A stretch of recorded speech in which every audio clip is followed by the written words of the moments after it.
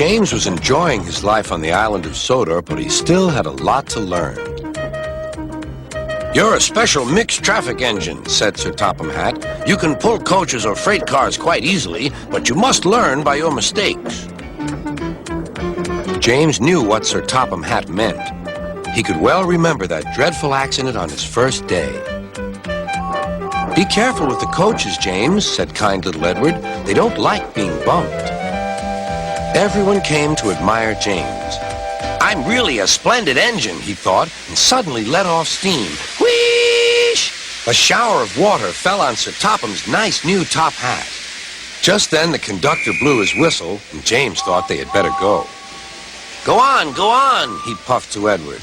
Don't push, replied Edward.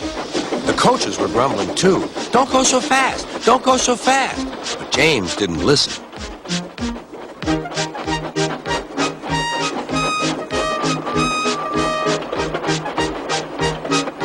When at last they stopped at the next station, two coaches were beyond the platform.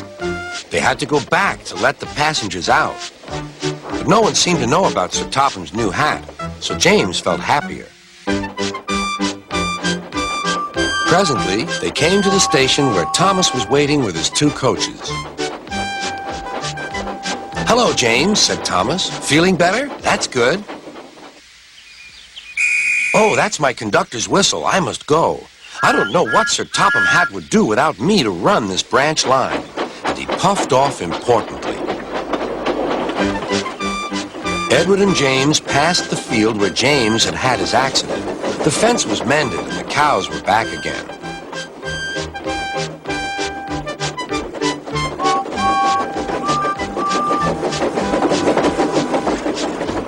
They ended their journey and rested before setting off for home. James was still wondering what Sir Topham would have to say about his new hat.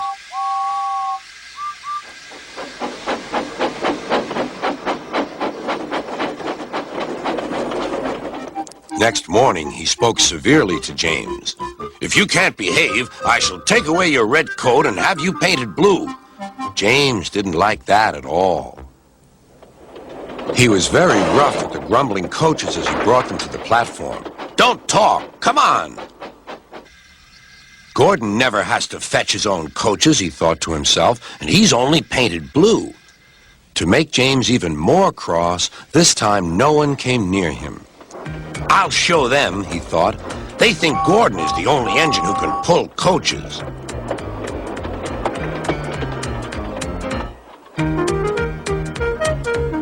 Hurry, hurry, hurry, puffed James. You're going too fast, replied the coaches. James laughed and tried to go faster, but the coaches wouldn't let him.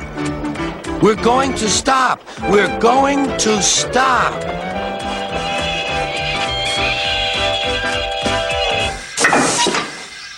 What's the matter? James asked his driver. The brakes are on. Leak in the pipe, most likely. You've banged the coaches enough to make a leak in anything. How shall we mend it? Said the conductor. We'll do it with newspaper and a leather bootlace, replied the driver.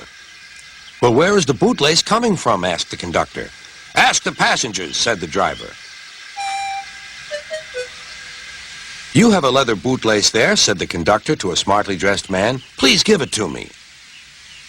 I won't. Then I'm afraid the train will just stop where it is. The passengers all said what a bad railway it was. Then they told the man how bad he was instead. Everyone was very cross. At last he handed his laces over. The driver tied a pad of newspaper tightly round the hole in the brake pipe, and James was able to pull the train.